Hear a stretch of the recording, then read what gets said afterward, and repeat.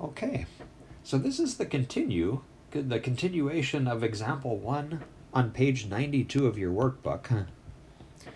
Okay, we just did a little bit of experimentation with the matrix A, played with a couple of vectors and determined that some of those vectors were eigenvectors and some of them weren't. And what we'd like to do now is to just describe a general way of identifying eigenvectors for kind of any old matrix. All right, so the question they're posing to us in C is, under what circumstances would AV equal lambda V? That's exactly the equation we need to be true in order to have an eigenvector. So let's play with this a little bit. If we start from the equation AV equals lambda V, that's equivalent to just AV minus lambda V equals the zero vector. And in this case, you kind of look at the equation, it looks like some factorization is possible here. In other words, there's a v that occurs in both terms, and so it's really tempting to do this at the next step. Okay, I'm just going to write this down. Maybe you can tell me what's wrong with this. Factor out a v and write this as a minus lambda times v equals 0. Okay, well, that looks great, but the problem is this part that I'm underlying. Taking a minus lambda makes no sense because a is a matrix and lambda is a scalar. We can't subtract a scalar from a matrix. So something's not right with this equation. We can fix it, though, by getting a little bit sneaky here. Okay, so let's get rid of that and back up.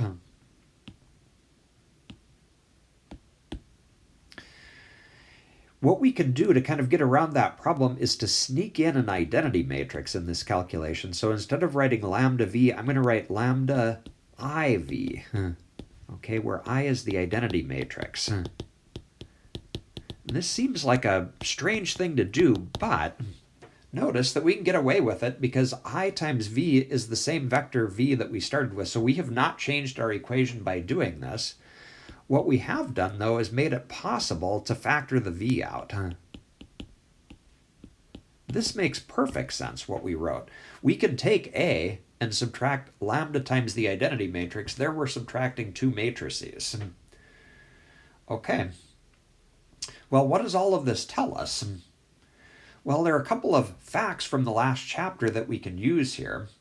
Okay, so this equation that we have above is going to have non-trivial solutions. Remember, that's what we want because eigenvectors need to be non-zero.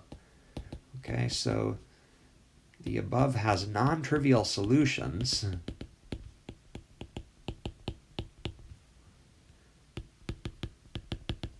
Exactly when a minus lambda I is not invertible.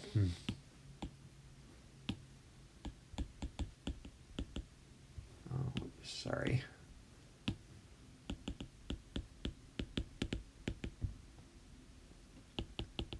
That's actually theorem 3.10. And that in turn happens if and only if the determinant of that matrix, a minus lambda I, is equal to 0. That was the theorem 4.7 corollary that we finished up chapter 4 with. Okay, so when we find eigenvectors, we're actually going to start here with this equation, take the determinant of our matrix A minus lambda I and set it equal to 0 and try to find our eigenvalues, which is going to lead us to our eigenvectors. All right, so let's see how this works with a specific example. Okay, this is going to take us to the next page here, page 93. They give us a linear operator and ask us to find the eigenvalues and eigenvectors. Okay, so we'll start by noticing that we can rewrite this linear transformation as follows. Okay, we did one example earlier where we played this kind of a game. Okay, the 4x1 plus x2, 2x1 plus 3x2 can be rewritten as a matrix times a vector. Okay, where the matrix A is 4, 1, 2, 3. Okay, just in passing here, I want to note, and you could confirm this for yourself, The matrix A that we just underlined over to the left is actually the matrix of this linear operator relative to the standard basis. This would be the same type of calculation that we did back in Chapter 2 when we found matrices for linear operators. Okay, so now that we have a matrix A, we can actually find the eigenvalues of that matrix using the method that we described on the previous page. Okay, so we are going to start with the matrix A minus lambda I, take its determinant, and that's going to look like this. Here's the part that's hopefully going to remind you a little bit of what you learned back in maybe Math 241. A minus lambda I is just the matrix that you get. Okay, and just so that I want to remind you of what this really is that we're looking at. All we really did to get that was we took the matrix A that we started with and we subtracted lambda from both of the entries on the main diagonal, the 4 and the 3 that you see here. Okay, so we need to take the determinant that we see here and set it equal to 0 and just see what solutions we get.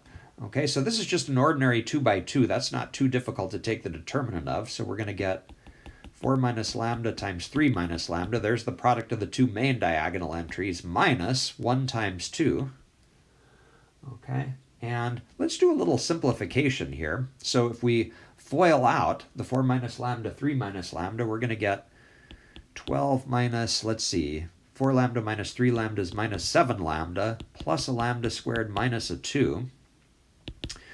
One more simplification to kind of get the like terms together gives us lambda squared minus 7 lambda plus 10. Okay, and we're going to set that equal to 0.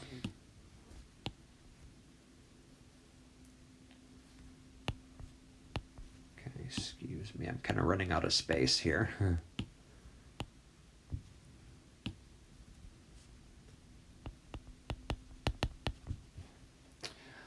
Okay, and luckily this factors for us, okay, into lambda minus 5 times lambda minus 2 equals 0. Okay, if you just take that lambda squared minus 7 lambda plus 10 and factor it. So you can look at that and see what the two solutions are. We're going to get either lambda equals 5 or lambda equals 2. Those are our two eigenvalues. Okay, what we need to do is take each of those individually and find an eigenvector that goes with it. All right, let's start with lambda equals 5. Okay, and the idea is to go back to the matrix A minus lambda I, which is sitting up here, and just substitute the value of lambda in that we just found. Okay, so take both of those lambdas, plug in 5. We're going to get 4 minus 5 is negative 1 in the upper left-hand corner. Okay, and then 3 minus lambda in the lower right-hand corner, that's 3 minus 5 is negative 2. Okay, and we're going to set that equal to 0. That's the system that we want to solve, okay, from the previous page. All right, well, this is just a system of equations. We can do row operations on this, and notice that if we take 2 times the first row and add it to the second, we get a row of zeros. So there's actually a free variable in this system. One pivot position right there in the upper left-hand corner. Okay, so this system has infinitely many solutions. So let's start with the free variable x2. Okay, we'll give it a name t. And then that first equation tells us that x1 has to also be t. Okay, well, the thing is, we really just need one eigenvector here. So t can be anything, as long as it's not 0, because eigenvectors can't be 0. So let's just choose a nice number here. How about t equals 1? Okay, and that's going to lead us to an eigenvector that looks like 1, 1, because we just plugged in t equals 1 for both of those. Okay, so we've just found an eigenvector for lambda 1 equals 5. Okay, we're going to repeat the same process for the other eigenvalue, which looks like 2. Okay, so we'll go back to our matrix A minus lambda I, this time we're going to plug in lambda equals 2. So 4 minus 2 this time is 2 in the upper left corner, 1. Okay, and then we'll have a 2 in the lower left, and then 3 minus 2 is 1. Okay, when we do row operations, notice again we get a row of zeros. That actually always happens when we're finding eigenvectors. Okay, so again, x2 is a free variable. And this time, if you solve for x1, okay, our first equation looks like 2x1 plus x2 equals 0. If you just take that and solve it for x1, this time you're going to get negative t over 2. Okay, and again, we can choose any value of t that we want to. We could choose t equals 1. Okay, but a nicer choice in this case, because of that fraction over 2, is actually t equals 2. Okay, that kind of knocks out the denominator. So if we plug in t equals 2, first for x1, we're going to get negative 2 over 2, which is negative 1. Okay, and then if we plug in t equals 2 for x2, we're just going to get 2. Okay, and there's our eigenvector that goes with lambda equals 2. All right, so let's take a minute just to summarize our answer here. Okay, sometimes it's helpful just to make a little table. Okay, so I'm going to make one column for our eigenvalues, one column for our eigenvectors, okay, and then one column for the basis for what we're going to call the eigenspace. That's a new word. Okay, so let's first just start by listing our two eigenvalues. We got 5 and 2 there. Okay, and then the eigenvectors that we came up with were 1, 1 for 5 and negative 1, 2 for 2. What do we mean by this eigenspace thing? Okay, well, notice that, for example, for lambda 1 equals 5 up here, we actually got infinitely many solutions. So we're actually talking about an entire space of solutions up here. T can be anything in these solutions that we found. And so really, we can think of that 1, 1 as being a basis for the entire space of solutions. Okay, if you take the span of 1, 1, you generate all of the possible solutions to that system. Okay, and we could make the same comment about negative 1, 2. That forms a basis for all solutions, okay, that we could get down here in the second equation. Okay, and that's our solution. We will talk in a little bit more detail about what we really mean